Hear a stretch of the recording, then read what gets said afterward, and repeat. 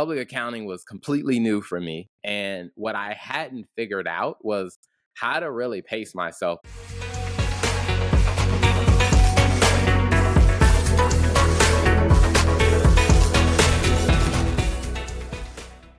Video is proudly sponsored by Chapman University's Archibald College of Business and Economics, located in beautiful sunny Southern California. Are you thinking about pursuing a master's in accounting? Chapman's MSA program is tailored for ambitious professionals like you. With intimate class size and a collaborative atmosphere, you will receive personalized attention from world-class faculty who bring extensive industry expertise to the classroom. Enhance your accounting skills, fulfill CPA license requirements, and elevate your career with Chapman's flexible MSA program. Discover more and apply today at chapman.edu/MSA. Terrell, thank you so much for being on my podcast today. Absolutely. Thank you for having me. It's so exciting because I met Terrell at AICPA Engage I believe, in 2023. And we had an amazing conversation. And after that, I followed Terrell on LinkedIn, and I'm like a huge fan of all his posts and then funny videos. He has a lot of short videos. The first 1 or 2 seconds, you always catch my attention with like some funny reaction. I say, this is so smart. So I'm very excited for the interview today. Awesome. Well, thank you for having me. I'm glad you enjoy those, because we really tried to work on finding a way to make learning about like business, accounting a little more entertaining. And I'm a huge believer that I think there are so many, wonderful lessons that we can learn from like everyday events and stuff like that. So I'm glad that you find those to be entertaining and helpful. It is very entertaining, and it is very helpful as well. That's for sure. And before we go further in the journey, can you introduce a little bit about yourself? Yeah, so my background is accounting and finance, probably like many people who in your audience. Like I went to undergrad, went to grad school. I set for the CPA exam, worked for a Big Four accounting firm and for a few years. And then after that, I left and started working for Fortune 100 companies, some pretty large companies in different roles, from engineering, finance to investor relations and FP&A, using all of my amazing accounting and finance skills, and did that for several, about probably 12 plus years before deciding that I wanted to branch off to start my own firm, and started my own firm in 2020. So April 1st of 2020. So like as everything was shutting down for the pandemic, that's when I started my business and had to figure it out, and really just got very creative. And that's where I started creating all this content, and really found a way to use content to not only build my business, but to help the profession, and to also build a brand within the accounting and legal and business communities, and just been really maximizing it and trying to make the most of the opportunity. That's amazing. I love how you find a great combination. Back to very beginning, when you were in the college and you picked the accounting, did you choose both accounting and finance, or just only accounting? So I went just with accounting because at my undergraduate school, we didn't really have like an accounting degree or finance degree. It's like we had a business degree, but you could emphasize in accounting or finance. And me personally, like I didn't want to really go the hardcore finance and banking route. I really wanted to own my own business someday. And what I was told is, well, if you want to own your own business, you have to understand the numbers. And so I went into accounting because I was like, okay, accounting is the language of business. At some point, if I'm going to own or run a business, I got to know the numbers. And so I decided to focus on accounting, which I'm so glad that I did, because I had no idea that accounting was also going to allow me to start doing corporate finance roles. But I feel like if I would have went directly in finance, I would not have had the opportunities that I did have. Yeah, and when I look at your career path, it looks like you start in private accounting first as staff accountant before you start working at EY. Yeah, so I was fortunate enough to um, my school didn't require you to have an internship to graduate, but I had gotten some advice that hey, it's probably a good idea to get an internship. So I interned at I got my first like work experience in accounting, like at a local accounting firm, and to be honest, I wasn't even doing accounting there. They hired me to work literally in the mailroom. So what I would do is during and it was an older tax firm. So during tax season, I would get in my car, I would get an envelope, and I would drive the envelope to the client and get the client to sign the documents, and then I would bring it back. And then I was updating files in the file cabinet. So I was not doing accounting work at all. But it did get me close enough to see like what happens during busy season. And I was like, yeah, I don't want to be a tax person.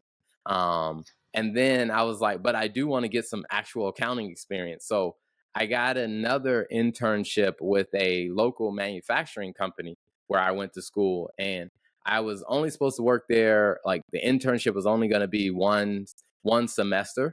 And so I had done such a good job that they offered me a part-time job to stay on. So after my internship was over, they offered me a part-time job. So I went to school during the mornings, and then the afternoons I would go over to my part-time accounting job and I would work on accounting. That's where I learned how to do like month end close and to do actual inventory accounting and accounts payable, AR. And so I got to actually use what I was learning in the classroom. Like I got to see how it worked in the real world, which for me, it also helped because I didn't have to study in school as much because I'm actually doing it on a day to day. So I didn't have to like when and sometimes like my professors knew I wasn't studying um because like my professor would be like, Terrell, you need to study, and I'm like, why? I'm actually doing this at work.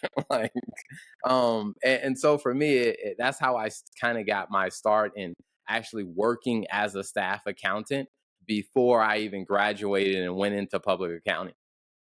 Ooh, interesting. Because normally people could advise you go to public first. So you have like to see the big picture of accounting. And then you go to private when you narrow your niche. And then you focus on what you want to work on. But you are a little bit different that you had an opportunity to start in private first. And you understand more about the bookkeeping concept, more about the accounting theories. How did you feel when you start working at EY when you already had some experience under your belt? Yeah, so I will say when you go into public accounting, because I was on the audit side, so when I got to EY, it was very regimented, meaning like there were processes for every type of audit. Like I understood the accounting concepts in theory, but I didn't know how to actually audit, inventory accounting. Like that part of it I had to learn because I understood like after maybe 6 months, I would say that's where my prior experience really started to help me.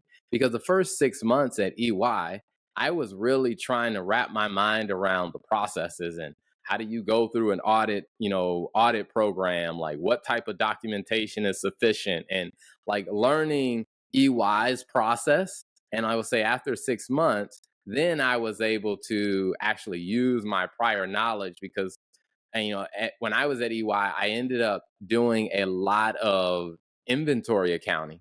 And so after 6 months, I learned the EY processes, but then I'm like, yeah, I've done this inventory accounting from the other side, like as a staff accountant. So it's like I knew what to look for. I kind of knew what questions to ask. And I knew how the accounting worked if I were the person doing it. And so that gave me a chance to see both sides of it. And, I guess you'd say, fortunately or unfortunately, I guess the word got out because I ended up doing a ton of inventory accounting, for several EY clients in the office that I was at. Yeah, I remember when I moved from private accounting to public accounting, I had the same experience. I was auditing the work that I did in the past. That's how I feel like. I was like, yeah, I know exactly the answer that you're going to ask them why they do this and why they do that in the office. So that was a very fun experience, but interesting to me that I worked in private and then I moved to audit and I did not like that. And you had experience to see how tax people work and you did not like that. But I moved to tax and I love it. So it's interesting how opposite it is when we both move from private to public and then work in audit. That's really Yeah. fun. Yeah. Now, I will say, if I would have gone into tax, maybe at Big Four, I probably would have had a different experience because my exposure to tax was at a small firm in, like, a very small town. And it was a small town where I went to college, and so they were doing a lot of individual tax return. There were some business returns, like the dentist, the doctor's office, and the way they worked at that firm, it was, the partner would work on the tax return or the senior associate work on the tax return. And everybody kind of worked in their own, either at their own desk or in their own office. There really wasn't much interaction. And it Mhm. was it was a very individual type of experience. And so for me, I thought, like, if that's what it's like working in tax, meaning you literally just shut yourself off from everybody else and you bury yourself into the documents. I'm like, yeah, I wanted more interaction with other people. But when I got to Big Four, I would talk to different people who are on the tax side, and they showed me that it was a little different, but my mind was already made up by that point. You like, I already made the decision. I'm not going to change it. That's interesting because when I chose audit, the moment I moved to public, I chose audit for the same reason because I want more interactions. I want more travel experience. I want more variety of different levels within the firms when we do audit.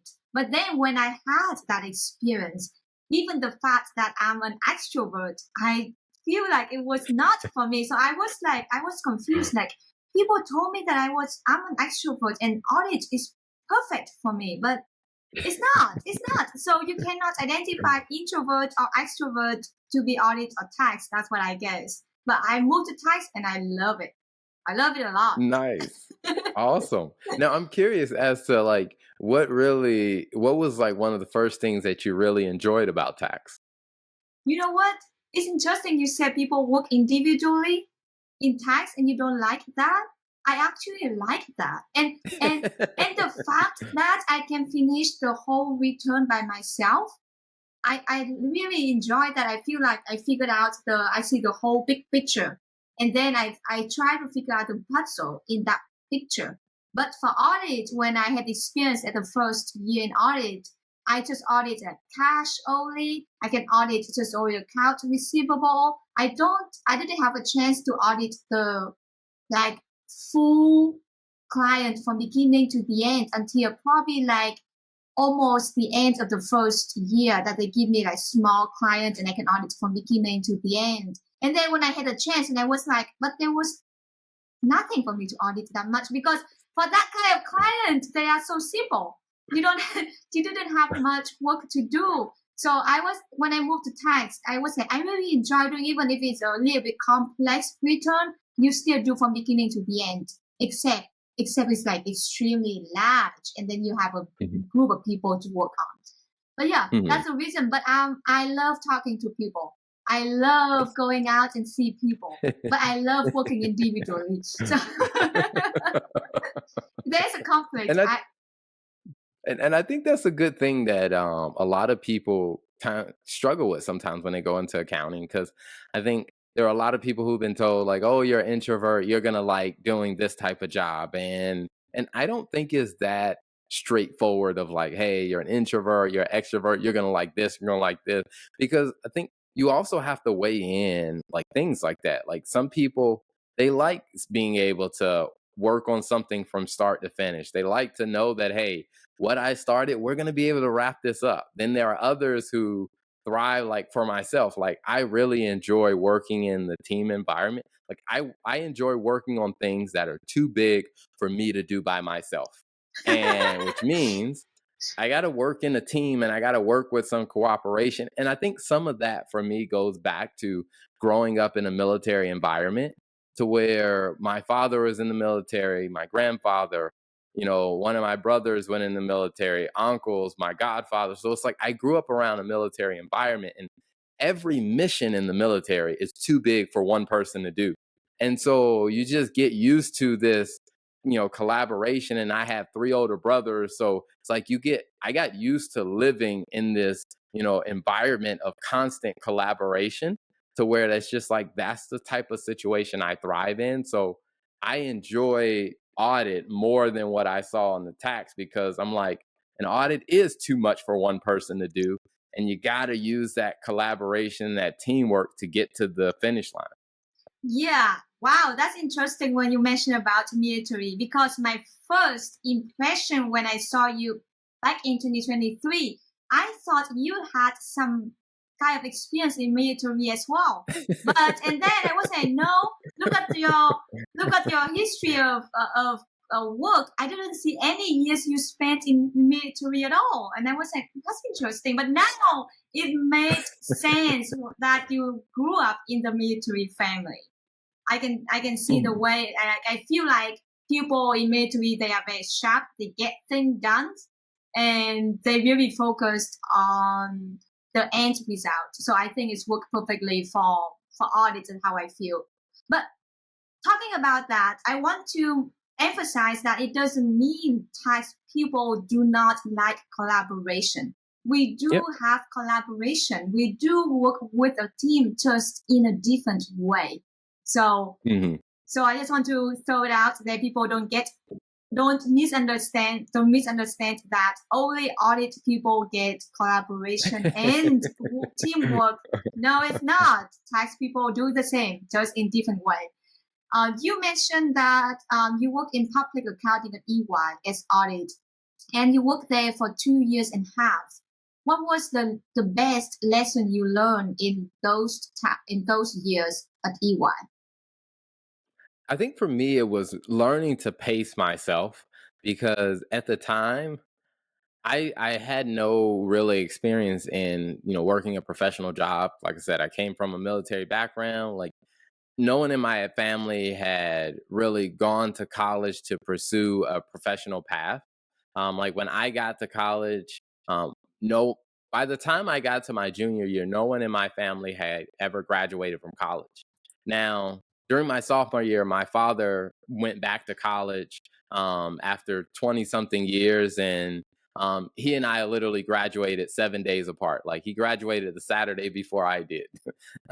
So other than my father, no one else in my immediate family had, or even extended family, had a college education. So when I went into, public accounting, it was all new for me. And so a lot of that was me just really learning and getting a chance to really understand. And so public accounting was completely new for me. And what I hadn't figured out was how to really pace myself, because, like I say, fortunately or unfortunately, I was on clients to where they had different year ends. So it was like I was in constant busy season, to where I gotten to one point where, like, I was just absolutely exhausted, but I didn't understand what was going on, to where I'm just like, man, I was, and I would say I was on one audit engagement and it wasn't my best performance. And I could tell, because there was some stuff that I knew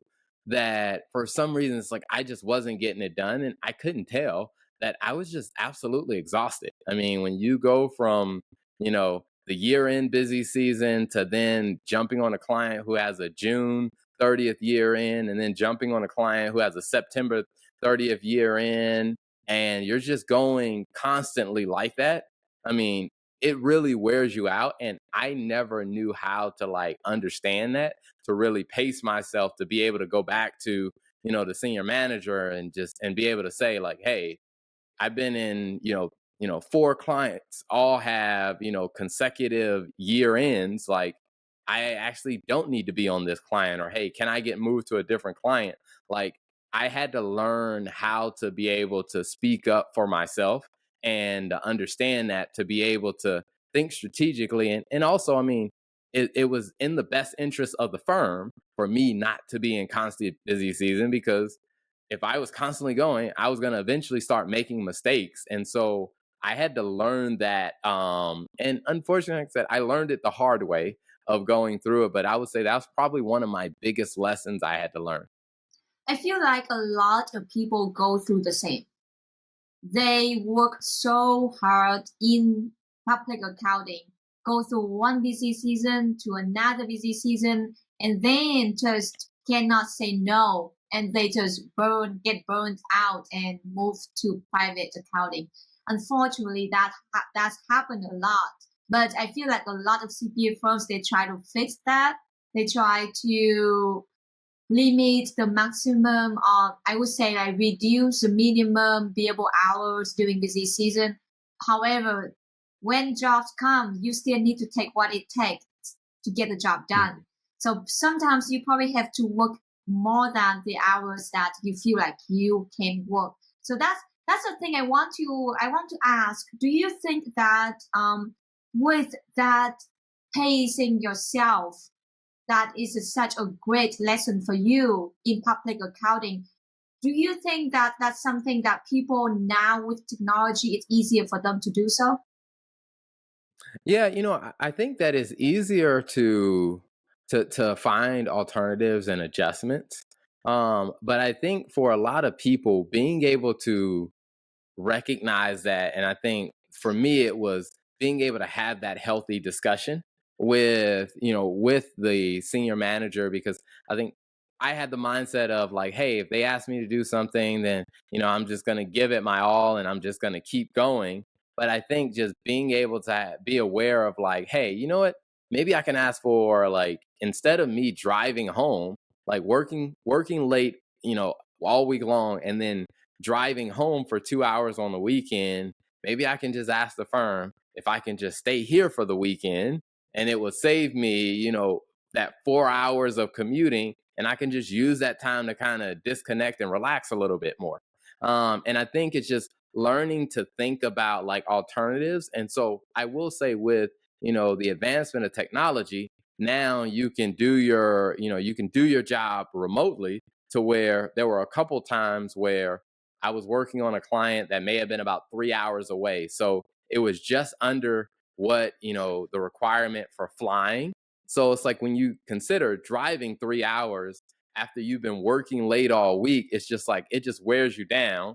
You get home long enough to do laundry and then pack it up again and get right back in the car and drive back, to where I think now with technology, like, maybe you don't have to be there on site the entire time, to where I think you can manage getting your work done and still doing an excellent job, but you can cut out like the 3 hour commute both ways or something like that. And I think if you can figure out a way to leverage technology to still get the job done and still do an excellent job, but to cut out some of the commute time, or to cut out some of the, the non, I guess you say, essential task related to getting your job done. But you mentioned initially at the beginning of the discussion that you don't like tax people sitting at the desk and do the job by themselves by themselves only. So now you work remotely. You literally just at your desk by yourself. It's just the same concept. Why you like working remotely by yourself better than actually tax people to sit on their desk and work on their stuff by themselves? What's the difference? Yeah, and I think it's more of using it as a hybrid approach, to where, like, I would say if someone's in public accounting, let's say, you're commuting to go to, your client.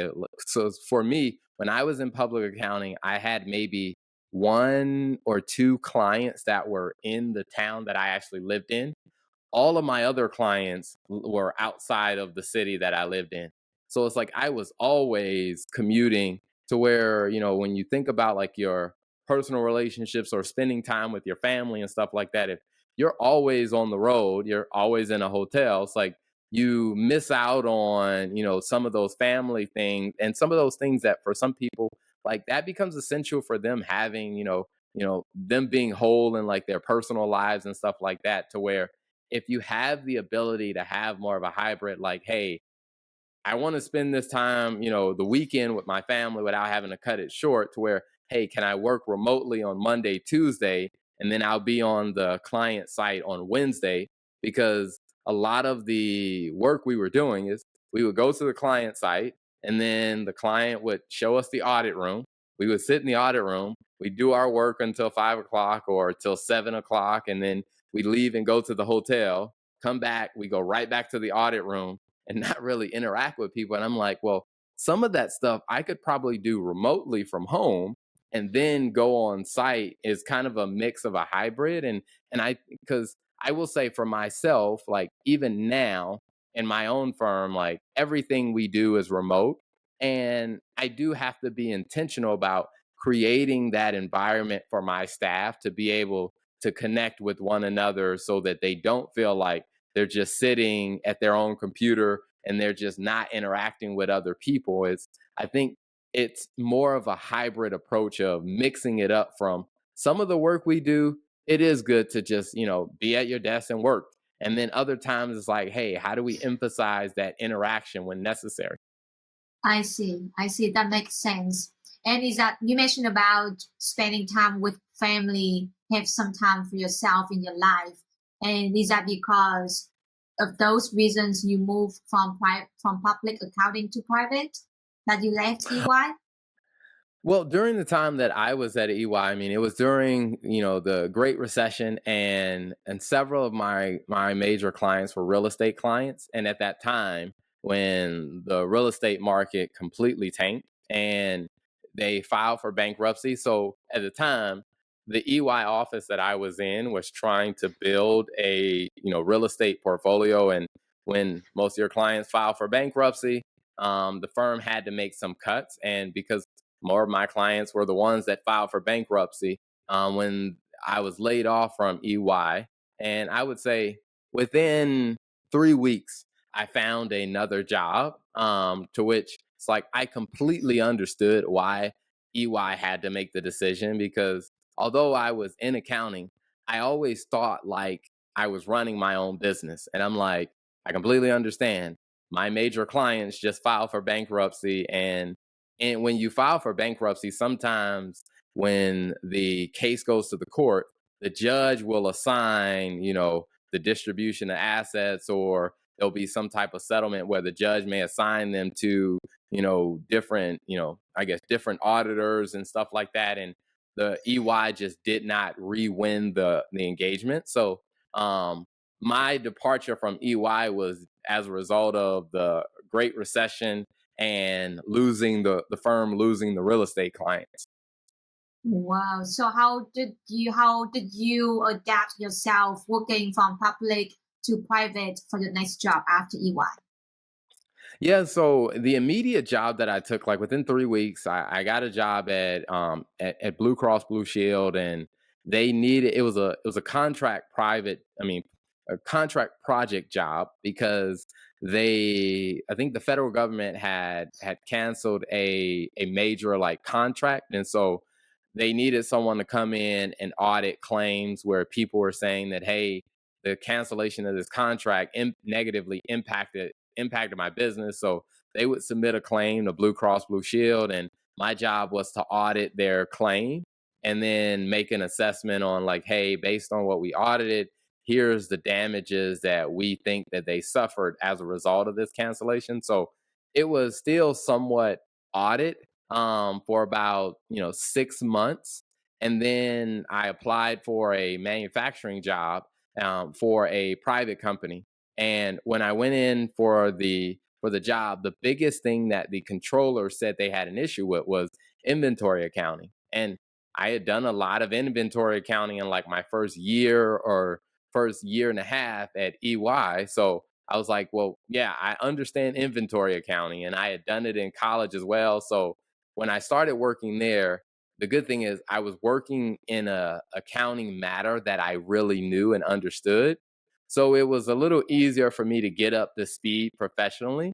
But I would say work environment wise, like that was a new one. I mean, working in a manufacturing environment in accounting, like, most of the people there are not going to be accountants. Whereas, like, when you work in public accounting, everybody, just about everybody's an accountant. Yep, yep. But but when you work in a manufacturing organization, I mean, less than 10% of the people there are in accounting. And so there you really start to learn a lot about engineering. You start to learn about supply chain and logistics. And I really started to learn about the non-finance and accounting aspects that it takes to run a business.